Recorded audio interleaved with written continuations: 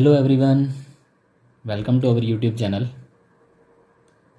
तो आज हम बात करेंगे जो हमारा टिग्नोमेट्रिक इन्वर्स टिग्नोमेट्रिक फंक्शन का जो पहला टेस्ट हुआ था उसका जो पार्ट है हम उसको दो वीडियो में सॉल्यूशन को मैं करवाऊंगा, जिसमें पहला जो सॉल्यूशन है उसमें हम सिर्फ ऑब्जेक्टिव क्वेश्चंस को देखेंगे और उसके बाद जो सेकंड वीडियो होगी उसमें हम बाकी बचे हुए क्वेश्चंस को लेंगे।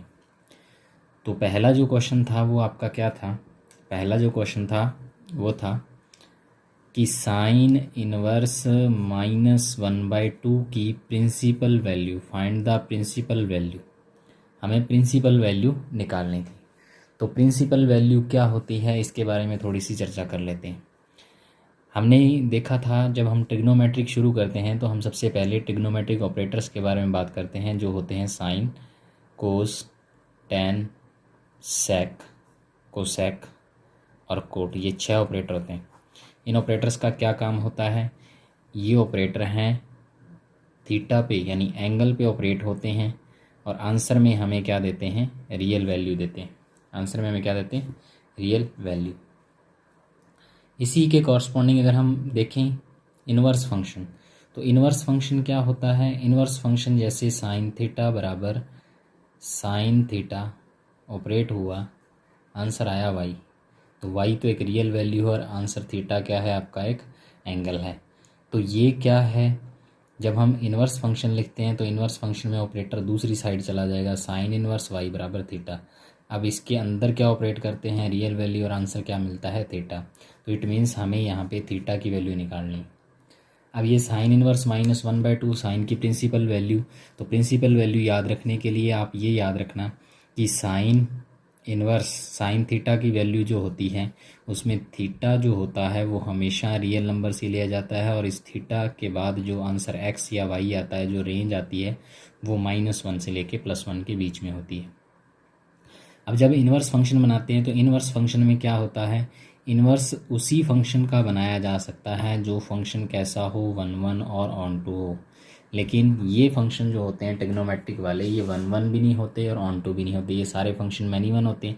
मैनी 1 का मतलब इनकी वैल्यू, जैसे साइन है तो साइन थीटा बराबर 1 हुआ तो साइन π/2 पे भी 1 होता है।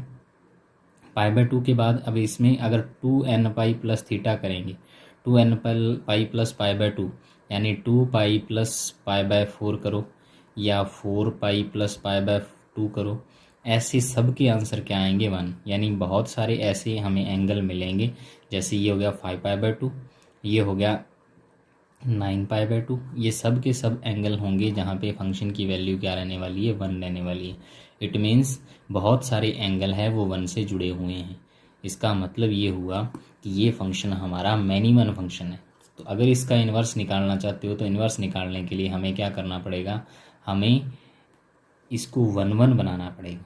तो हम क्या करते हैं? 1 बनाने के लिए सबसे जो बढ़िया मेथड होता है वो होता है ग्राफिकल मेथड। ग्राफिकल मेथड से हमें पता लगता है एग्जैक्टली ये साइन का ग्राफ होता है। इसको अगर पीछे बनाएं तो ये कुछ ऐसा बन जाएगा नेगेटिव वाले पोर्शन में। ये -π/2, ये आपका -π/2, ये आपका π/2, ये आपका 0। अब हम क्या करेंगे? हमें जब भी फंक्शन के ग्राफ से किसी फंक्शन को 1 या ऑन टू चेक करना है तो हम क्या करेंगे? एक्स अक्षस के पैरेलल एक लाइन ड्रॉ करेंगे। अगर वो हमारे फंक्शन को एक से ज़्यादा बिंदुओं पर इंटरसेक्ट करे, एक से ज़्यादा पॉइंट्स के ऊपर कट करे, तब हम कहेंगे कि ये फंक्शन मैनी 1 फंक्शन है, 1 फंक्शन नहीं है। क्योंकि यहाँ थीटा की अलग अलग वैल्यू के लिए वाई की वैल्यू सेम आएगी, फंक्शन की वैल्यू सेम आ रही है। समझ गए? तो ये फंक्शन मैनी 1 है। तो 1 बनाने के लिए हमें ऐसा इंटरवल ढूंढना है जहाँ पे हमारा फंक्शन 1 है।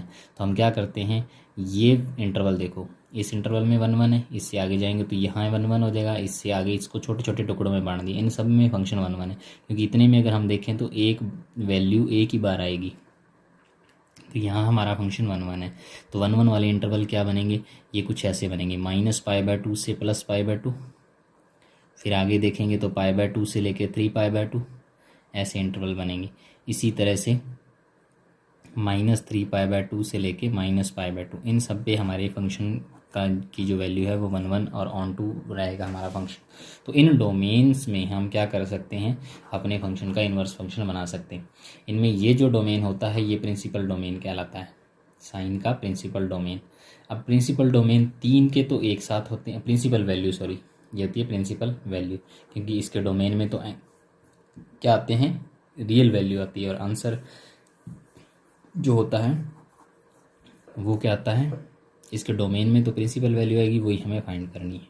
और जो आंसर आएगा इसका रेंज में आएगी, रेंज में क्या आएगा, इसका एंगल आएगा। तो हमें साइन इनवर्स -1/2 के लिए प्रिंसिपल वैल्यू फाइंड करनी है। तो प्रिंसिपल वैल्यू कौन सी होगी, ये -π/2 से लेके π/2 के बीच में, यानी ये 3 मेंबर आप याद रख लो। पहला साइन इनवर्स, दूसरा टेन इनवर्स, और तीसरा हमारा जो होता है वो होता है कोसेक इनवर्स। इन सब का जो डोमेन होता है, प्रिंसिपल वैल्यू होती है, वो -π/2 से लेके π/2 के बीच में होती है। अब इसमें अलग अलग मेथड होते हैं, जैसे साइन इनवर्स है, साइन इनवर्स की तो आएगी क्लोज इंटरवल -π/2 से π/2, ये साइन इनवर्स की प्रिंसिपल वैल्यू है। टेन इनवर्स की होगी तो यहाँ ओपन इंटरवल लग जाएगा और कुछ खास नहीं, -π/2 से +π/2 के बीच में। कोसेक इनवर्स हुआ तो कोसेक इनवर्स में क्या करना है आपने, वही बात, -π/2 से लेके π/2 आएगा यहाँ पे क्लोज इंटरवल, लेकिन यहाँ पे ये फंक्शन कैसा होता है, कोसेक थीटा जो होता है वो 1/sin थीटा होता है। तो ये डिफाइन कहाँ पे नहीं होता है, जहाँ पे थीटा बराबर 0 हो। तो यहाँ से हम 0 को क्या कर देंगे, इस इंटरवल में से बाहर कर देंगे। तो ये हमारा प्रिंसिपल डोमेन होता है। अब देखो हमें साइन इनवर्स -1/2, इन सब के लिए हम एक याद रखेंगे प्रिंसिपल वैल्यू के लिए, ये कुछ इस तरह से होता है। यहाँ पे हमारा फंक्शन सारे पॉजिटिव रहते हैं, यहाँ पे सारे नेगेटिव रहते हैं। तो जब भी पॉजिटिव में पूछी जाए वैल्यू तब तो हम आंसर देंगे 0 से लेके π/2 के बीच में, और जब हमें नेगेटिव आंसर पूछा जाए तो -π/2 से लेके इन तीनों के लिए। जैसे हमारे पास आ गया साइन इनवर्स -1/2। अब साइन इनवर्स -1/2 का मतलब यहाँ जो वैल्यू दे रखी है एक्स की वो क्या आ रही है, -1/2, ये वैल्यू नेगेटिव है, और नेगेटिव कौन से क्वाड्रेंट में होता है, हमारा साइन चौथे क्वाड्रेंट में, तो हमारे एंगल की वैल्यू भी चौथे क्वाड्रेंट में आएगी। अब क्वाड्रेंट में एंगल लिखने का तरीका आप खूब सीख चुके हैं, क्या क्या होता है, ये आता है थीटा, यह यहाँ लिखते हैं हम एंगल को -θ से, यहाँ लिखते हैं हम π-θ से, यहाँ लिखते हैं -π-θ से, इस तरह से हम एंगल्स को लिखते हैं। अब यहाँ जो एंगल है वो इसके बीच में आना चाहिए, -π/2 से लेके 0 के बीच में, क्योंकि यहाँ नेगेटिव होता है। तो तीनों की वैल्यू, चाहे वो टेन इनवर्स दिया होता, मान लो टेन इनवर्स -1 दे दिया, या कोसेक इनवर्स -1 दे दिया, -2 दे दिया, इन सब के लिए जो वैल्यू आएगी वो यहीं पे आएगी फोर्थ क्वाड्रेंट में। अब हमें चेक करना है, कैसे चेक करेंगे, देखो हमें पता है कि ये जो साइन इनवर्स -1/2 है इसकी वैल्यू तो आने वाली है -π/2 से लेके 0 के बीच में। अब कैसे आएगी वो हम देख लेते हैं। अब साइन इनवर्स की 1/2 वैल्यू कहाँ होती है, π/6 पे, तो इसके आगे नेगेटिव का साइन लगा दो, -π/6, यही हमारा आंसर हो जाएगा। तो हमें ऑप्शन क्या क्या दे रखे थे इस क्वेश्चन में, π/6, 5π/6, 7π/6 और -π/6, सॉरी नन ऑफ दीज। तो नन ऑफ दीज इसका आंसर आ जाएगा। हमें क्या आंसर मिलना चाहिए था, -π/6 मिलना चाहिए था, वो हमारे ऑप्शन में नहीं है, तो हमारा डी ऑप्शन सही हो जाएगा। इस क्वेश्चन का जो आंसर आएगा वो डी आएगा। Question number 2।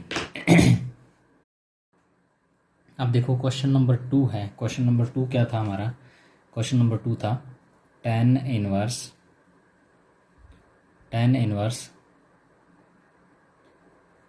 2 cos 2 sin inverse 1/2। ये हमारा क्वेश्चन नंबर 2 था। अब इस क्वेश्चन नंबर 2 में क्या है देखा ज़रा। अब इस क्वेश्चन नंबर 2 की बात करते हैं। तो क्वेश्चन नंबर 2 में सबसे पहले हम क्या करेंगे, अंदर वाला फंक्शन देखेंगे। तो अंदर वाला फंक्शन क्या है, साइन इनवर्स 1/2।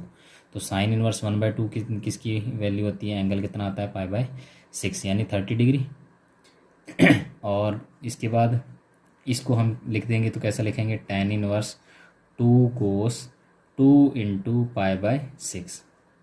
अब 2 × π/6 करेंगे तो ये हमारा कितना बन जाएगा, tan इनवर्स 2 cos π/3। अब cos π/3 की वैल्यू कितनी होती है, वो होती है हमारे पास 1/2। 2 से 2 कैंसिल आउट, tan इनवर्स 1 कितना होता है, π/4, ये हमारा दूसरे का आंसर आया, ये ऑप्शन नंबर ए था। अब हम बात करते हैं क्वेश्चन नंबर 3 की। क्वेश्चन नंबर 3 में उसने क्या पूछा, cos inverse -1/2 plus sign inverse -1/2। ये बहुत ही आसान क्वेश्चन था, एक फार्मूला बेस्ड क्वेश्चन है। हमने एक फार्मूला पढ़ा था, कौन सा, कि sign inverse x plus cos inverse x बराबर π/2 होता है। कब, जब एक्स की वैल्यू क्या हो, -1 से लेके 1 के बीच में। अब यहाँ वैल्यू कितनी है, -1/2, तो -1/2 क्या होती है, -1 से लेके 1 के बीच में होती है। तो इसका मतलब ये भी हमारे इस रूल को फॉलो कर रहा है। तो ये भी हमारा क्या हो गया, एक्स, ये भी हमारा एक्स हो गया। तो ये कितना बन गया, cos inverse -1/2 plus sign inverse 1/2। ये आंसर कितना आएगा, π/2। चाहो तो आप इसको करके भी देख सकते हो। जैसे कोस इनवर्स -1/2 है, तो कोस इनवर्स -1/2 कहाँ पे होता है, कोस इनवर्स की 1/2 वैल्यू अगर हम देखें, इनकी प्रिंसिपल वैल्यू होती है 0 से लेके पाई के बीच में, 0 से लेके पाई के बीच में। यहाँ पे तो सारे पॉजिटिव होते हैं, यहाँ पे कोस नेगेटिव होता है। तो कोस की वैल्यू 1/2 कब होती है, कोस की वैल्यू 1/2 होती है π/3 के ऊपर, 60 के ऊपर। तो यहाँ एंगल हम कैसे लिखते हैं, पाई माइनस थीटा करके। तो ये एंगल कितना आएगा, पाई माइनस π/3, और पाई माइनस π/3 कितना होता है, 2π/3। इसी तरह से साइन इनवर्स 1/2 जो हमने पहले क्वेश्चन में देखा, साइन इनवर्स -1/2 की वैल्यू कितनी आती है, -π/6। अब इन दोनों को जोड़ दो, 2π/3 माइनस π/6, एलसीएम कितना आ जाएगा, एलसीएम आ जाएगा 6। ये कितना हो गया, 4 pi minus pi, 4π minus pi का मतलब 3π/6, 3π/6 का मतलब π/2। तो ऐसे भी आप इसको प्रूफ कर सकते हो। अब ये हमारा ऑप्शन नंबर कौन सा था, बी था, ये हमारा ऑप्शन बी था। अब देखो क्वेश्चन नंबर 4, उसने क्या कहा, y बराबर tan inverse x, tan inverse x का प्रांत होगा। उसने डोमेन पूछा है, प्रांत का मतलब डोमेन। तो tan इनवर्स x डोमेन कौन सा होता है, ये जो x वैल्यू है tan इनवर्स x, ये जो x की वैल्यू है वो डोमेन होता है। अब डोमेन हम tan इनवर्स का देखेंगे तो क्या होता है, tan इनवर्स का डोमेन होता है हमारा -∞ से लेके इन्फिनिटी के बीच में। सीधी सीधी बात मैं आपको सारे फंक्शंस के बारे में बता देता हूँ। यहाँ हमारा साइन थीटा, यहाँ हमारा टेन थीटा, और यहाँ हमारा कोसेक थीटा। इन तीनों को एक साथ याद रखो। साइन थीटा का डोमेन क्या होता है, theta belongs to real number, यहाँ theta belongs to real number, लेकिन n पाई इसमें से माइनस करना है। यहाँ theta belongs to real number, लेकिन यहाँ पे फिर वही n पाई माइनस करना है। ये तो इसका डोमेन होता है।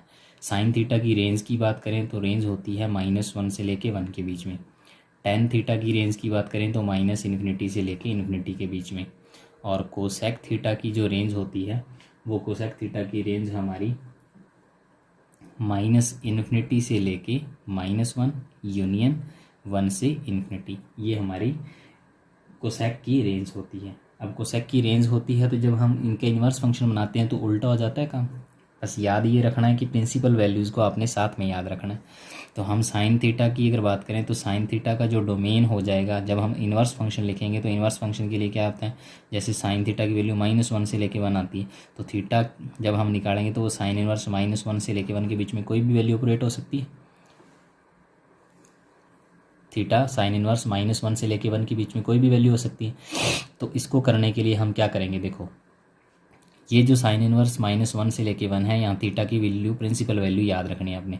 तो इन तीनों फंक्शन के लिए, चाहे वो साइन इनवर्स हो, चाहे वो टेन इनवर्स हो, हमने पहले क्वेश्चन में इसकी चर्चा की थी, चाहे वो कोसेक इनवर्स हो, इनकी जो प्रिंसिपल वैल्यू आती है वो -π/2 से लेके π/2 के बीच में आती है, -π/2 से लेके π/2 के बीच में।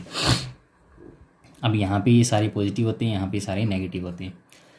तो हमें टेन इनवर्स का डोमेन निकालना है। तो डोमेन क्या होगा, जो टेन थीटा की रेंज है -∞ से इन्फिनिटी, तो ये हमारी फंक्शन की क्या हो जाएगी, रेंज। जो ऑप्शन नंबर किस में दे रखा था, ये ऑप्शन नंबर था हमारा सी ऑप्शन। इस क्वेश्चन का आंसर हो जाएगा सी। तो ये हमारा क्वेश्चन था। अब क्वेश्चन नंबर 5 देखो, क्वेश्चन नंबर 5 भी ऐसा ही था। क्वेश्चन नंबर 5 में क्या था, y बराबर सेक इनवर्स x का परिसर ज्ञात करना है। परिसर का मतलब होता है रेंज। अब इसकी रेंज क्या आएगी, वो एंगल की फॉर्म में आएगी। एंगल की फॉर्म में आएगी तो एंगल हमें ढूंढना है कि कहाँ पे हमारे इस सेक इनवर्स की रेंज आती है। तो सेक इनवर्स की रेंज निकालने के लिए हम ये तो तीन अलग फैमिली के मेंबर हैं, दूसरे हम देखेंगे कोस थीटा, कोट थीटा और हमारा सेक थीटा, ये एक फैमिली के मेंबर हैं। Cos theta, cos theta, theta की वैल्यू क्या आती है, रियल नंबर। यहाँ थीटा की वैल्यू क्या आती है, थीटा की वैल्यू आती है रियल में से 2n+1π/2 माइनस कर दो, क्योंकि यहाँ पे कोस 0 होता है 2n+1π/2 पे। और ये सेम कहानी ऐसी होती है, यहाँ थीटा की जो वैल्यू आती है वो कहाँ से आती है, r-2n+1π/2 पे आती है। अब इस डोमेन की बात करें तो डोमेन रेंज की बात करें तो कोस थीटा की रेंज होती है -1 से 1, कोट थीटा की रेंज होती है -∞ to ∞, और सेक थीटा की रेंज क्या होती है, सेक थीटा की रेंज क्या होती है, -∞ to -1 यूनियन 1 to ∞। ये कोस थीटा की रेंज होती है। अब हमें सेक इनवर्स एक्स का परिसर ज्ञात करना है, तो परिसर का मतलब हमें प्रिंसिपल वैल्यू फाइंड करनी है इसकी। तो प्रिंसिपल वैल्यू इनकी याद रखनी है आपने 0 से लेके पाई के बीच में, 0 से लेके पाई के बीच में। तो कोस की तो हो जाएगी 0 से पाई ओपन क्लोज इंटरवल, और अगर कोट थीटा है तो कोट थीटा की हमारी आ जाएगी 0 से पाई ओपन इंटरवल, ये तो क्लोज इंटरवल होता है, ये ओपन इंटरवल। और कोट थीटा -π, इसमें से π/2 को बाहर कर देंगे, क्योंकि π/2 पे क्या होती है, कोस थीटा बराबर 0 होता है। फिर सेम इसकी रेंज, इसकी जो रेंज आती है वो क्या आती है, कोसेक इनवर्स, और इसकी जो रेंज आती है वो आती है 0 से लेके पाई के बीच में। कोट की तो 0 से लेके पाई ओपन इंटरवल आएगी, इसमें से π/2 माइनस नहीं करना, π/2 हम इसमें से माइनस करेंगे, 0 से पाई इसमें से π/2 माइनस कर देंगे, 0 से पाई ये क्लोज इंटरवल आएगा और π/2 इसमें से माइनस कर देंगे। अब हमें क्या पूछा है, सेक इनवर्स की रेंज, तो ये होती है सेक इनवर्स की रेंज 0 से पाई माइनस π/2, यानी कहने का मतलब इसको हम ऐसे भी लिख सकते हैं 0 से π/2 यूनियन π/2 से पाई। ये हमारा ऑप्शन नंबर 2 था, ऑप्शन नंबर बी हमारा आंसर था। तो ये हमारा क्वेश्चन नंबर 5 हुआ। अब हम बात करते हैं क्वेश्चन नंबर 6 की। क्वेश्चन नंबर जो 6 था वो क्या था,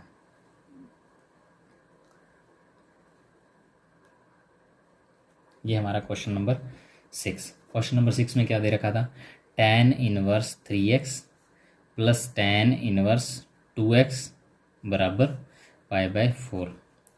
अब पहली बात तो सीधी सीधी कि हमें इसमें इन दोनों को मिला के π/4 बनाना है। पहला तो आप सीधा सीधा ऑप्शन से भी काम कर सकते हो, जैसे हमारा ऑप्शन दे दिया 1/6, 1/3, 1/10 एंड 1/2।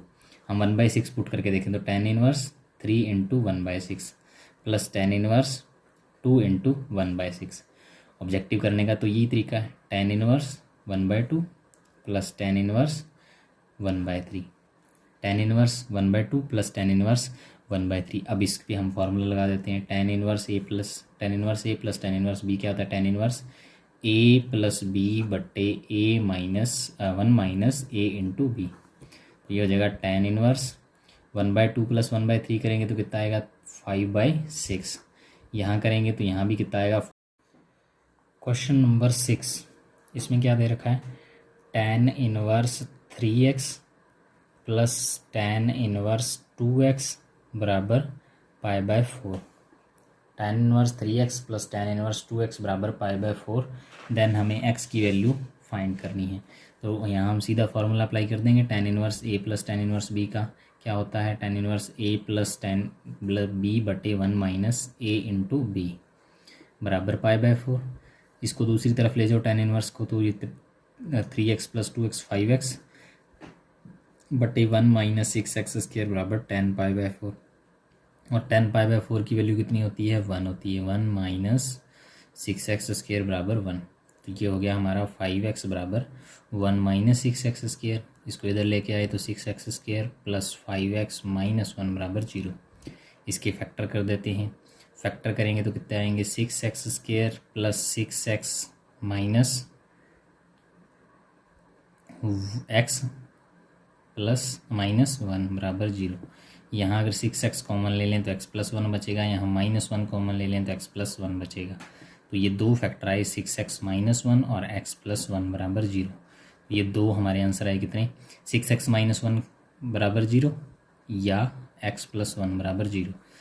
x बराबर 1/6 या x बराबर -1।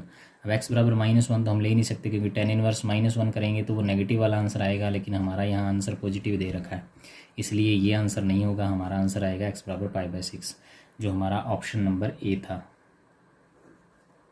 अब देखो जी क्वेश्चन नंबर 7।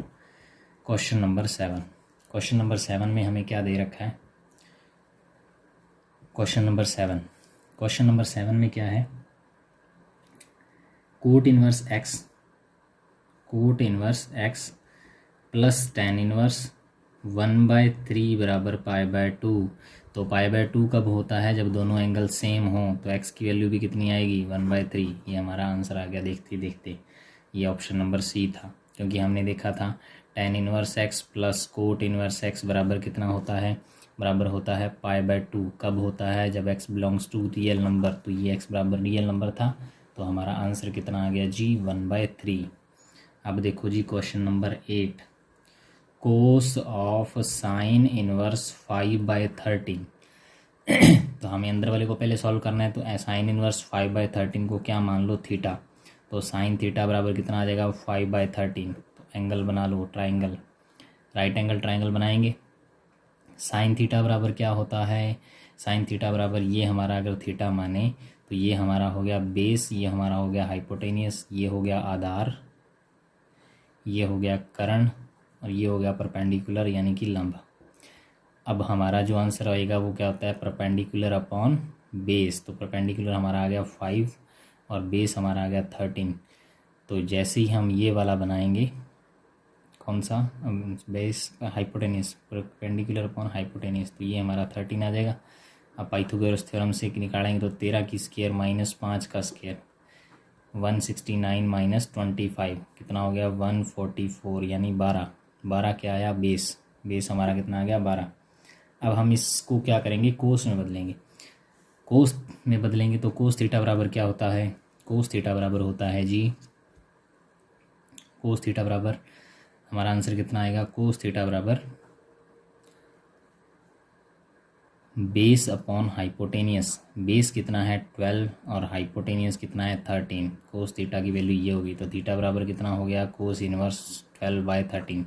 यानी थीटा को साइन में ऐसा लिखा जाएगा और कोस में ऐसा लिखा जाएगा। तो ये वैल्यू हम यहाँ पुट कर देंगे अपने क्वेश्चन में। कोस इंटू कोस इनवर्स 12/13। कोस से कोस इनवर्स गया, आंसर कितना आ गया? 12/13। ये हमारा आंसर आ गया। ये ऑप्शन नंबर ए दे रखा था। अब देखो जी क्वेश्चन नंबर 9। क्वेश्चन नंबर जो 9 था उसमें क्या दे रखा था? उसमें दे रखा था साइन इनवर्स 1/2 बराबर x। तो हमें इसका जनरल वैल्यू फाइंड करनी है। जनरल वैल्यू होती है जो ये 1/2 के लिए जनरल का मतलब पूरे के पूरे समूह को रिप्रेजेंट करे, तो वो थी हमारे ऑप्शन नंबर डी। ये हमने 11वीं क्लास में खूब पढ़ा था जनरल वैल्यूज़ के बारे में। जनरल वैल्यू तो वो होती है जो पूरे के पूरे यानी वो सारे एंगल जिनकी वैल्यू 1/2 है, वो होगी जनरल वैल्यू। अब n की वैल्यू अलग अलग पुट करते जाओ। जैसे हम n बराबर 1 पुट करते हैं तो पाई माइनस π/6 कितना हो गया? पाई माइनस π/6 करते हैं तो आंसर कितना आता है? 5π/6। n बराबर 0 रखते हैं तो कितना आएगा? पाई 0, या n बराबर 0 रखेंगे तो π/6। इन सब पे वैल्यू 1/2 होती है। यानी इस फॉर्मूले में हम वैल्यू रख के सभी एंगल निकाल सकते हैं n की अलग अलग वैल्यू के लिए। n आपने कहाँ से रखना है? इंटीजर से। तो ये क्वेश्चन नंबर 9 था। अब आओ जी क्वेश्चन नंबर 10 के ऊपर। तो क्वेश्चन नंबर जो 10 है हमारा, क्वेश्चन नंबर 10 में क्या दे रखा है ज़रा देखिए। क्वेश्चन नंबर 10 दे रखा है जी tan इनवर्स tan थीटा बराबर, ये भी बहुत महत्वपूर्ण, ये थ्योरेटिकल क्वेश्चन है एक तरह का। tan इनवर्स tan थीटा बराबर थीटा कब होता है? जब ये वाला थीटा जो है वो क्या हो? tan के डोमेन में से हो। और tan का डोमेन क्या होता है? -π/2 से लेके π/2। तो हमारा आंसर बी आ जाएगा, option number B. Question number 11 देखो, जो हमारा आज का लास्ट क्वेश्चन है। साइन इनवर्स एक्स को tan इनवर्स एक्स के पदों में लिखो। पहला तो सीधा सीधा कि हम अपने ऑप्शन में x की जगह पे ये जो साइन इनवर्स एक्स है उसको थीटा मान लो, और x की जगह पे साइन थीटा पुट करके देखो। x की जगह साइन थीटा पुट करके देखो।